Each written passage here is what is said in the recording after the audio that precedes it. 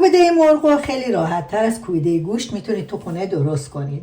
این کوبیده مرغ خیلی نرمه، خیلی آبداره و بسیار خوشمزه هست. این از کوبیده مرغمون که در پایان کار با زعفران و کره آب شده رومال کردیم. حسابی نرم، ترد و آبدار و خوشمزه هست. میریم با هم سراغ آماده کردن این کوبیده مرغ نرم و آبدار.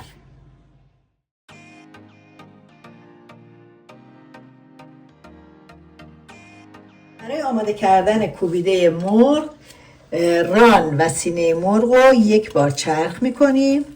من به اندازه مساوی از سینه و ران مرغ استفاده کردم و همچنین فلفل دلمه قرمز رو رنده میکنیم و همچنین یک عدد پیاز. ران و سینه مرغ حدود 900 گرمه و من یک عدد پیاز بزرگ و یک عدد فلفل دلمه قرمز بزرگم بهش اضافه کردم و همچنین جعفری و شیوید. بعد از شستن باید حسابی خوردش کنیم. خیلی ها فقط از جعفری استفاده میکنن ولی یه مقدار شیوید هم بهش اضافه کنید، طعم کوبیده مرغتون رو چند برابر میکنه. و ادویجاتمون شامل نمک، زردچوبه، پودر فلفل دلمه قرمز و خیلی کم، حالا میتونید یا از فلفل سیاه یا از پودر فلفل قرمز استفاده کنید. اینا رو هم به مواد اضافه میکنیم. آب لیمون یک قاشق چایخوری. احتیاج به پودر سوخاری و یا هیچ نوع آرد دیگه ندارید. برای کوبیده مرغ احتیاج داریم به زعفران و کره آب شده. اینو در اول کار به گوشت مرغمون اضافه نمی کنیم چون که هنگامی که میخوایم کبابش کنیم از سیخ میفته. اینا رو آماده میکنیم، میذاریم کنار. در حین کباب کردن کوبیده ها اون موقع با برس روی کوبیده ها میمالیم. پس در اول کار بهش اضافه نمی کنیم. الان تمام مواد رو باید کاملا با هم مخلوط کنیم. میزان نمک به اندازه دلخواه بریزید ولی من زردچوبه حدوداً یک قاشق مربا کره ریختم و همچنین پودر فلفل دلمه‌ای قرمز یک قاشق مربا خوری و پودر فلفل سیاه یا پودر فلفل قرمز هم به میزان لازم. تمام مواد رو کاملا با هم مخلوط میکنیم تا یک دست بشه و حالت چسبندگی ایجاد بشه.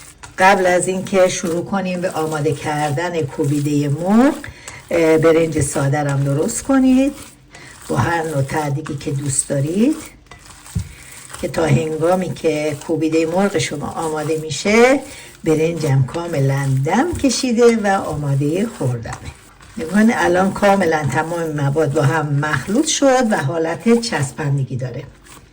میریم با هم این گوشت های آماده مرغ و یک کوبیده مرغ بسیار خوشمزه و آبدار و لذیذ رو داشته باشیم. برای به سیخ کشیدن کوبیده مرغمون به اندازه یه پرتقال یا یه نارنگی از گوشت آماده مرغ رو بر میداریم و در دستمون گرد میکنیم و بعد به این صورت سیخ و درون گوشت فرو میکنیم و به گوشت شکل میدیم. البته یک بار باید دستتون رو یه مقدار با آب سرد یه مقدار خیس کنید و بعد به کوبیده‌تون شکل میدید. تمام گوشت های مرغ آماده شده رو همینطور به سیخ میکشیم و ادامه کار رو با هم ببینیم. اینم از کوبیده های مرغمون که به سیخ کشیدیم و کوبیده گوشت یا مرغ بدون گوجه اصلا نمیشه. میریم با هم این کوبیده های مرغ رو کبابی کنیم. من کوبیده های مرغ رو میخوام روی زغال کبابی کنم. شما کوبیده های مرغتون یا گوشتتون رو چجوری کبابی میکنید؟ اول از همه باید بذاریم زغال کاملا بگیره و آتیشش کاملا تموم بشه. بعد از اون کوبیده هامون رو کبابی میکنیم با این برفی که اینجا اومده.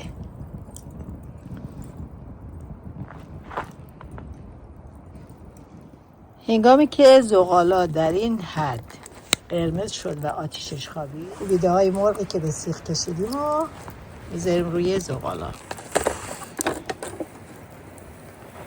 کوبیده ها که یه مقدار برشته شد برمیگردونیم سریع. میبینید که اصلا کوبیده مرغمون نمیریزه.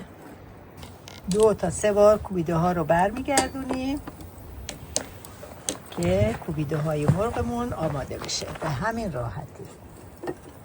هنگامی که برگردوندیم و 2 طرفش حسابی کبابی شد، اون زعفرون و کره رو که آماده کرده بودیم و با گرست 2 طرف کوبیده ها رومال میکنیم.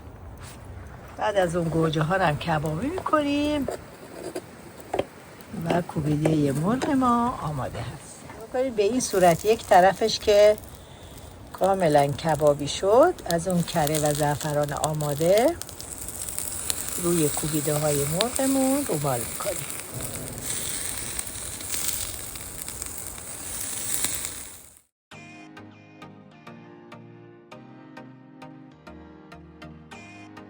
خب عزیزان، اینم از کوبیده مرغمون که سریع آماده شد. بسیار خوشمزه، خوشرنگ و نرم و آب داره که با یه برنج ساده و گوجه کبابی که حسابی خوشمزه و دلچسبه.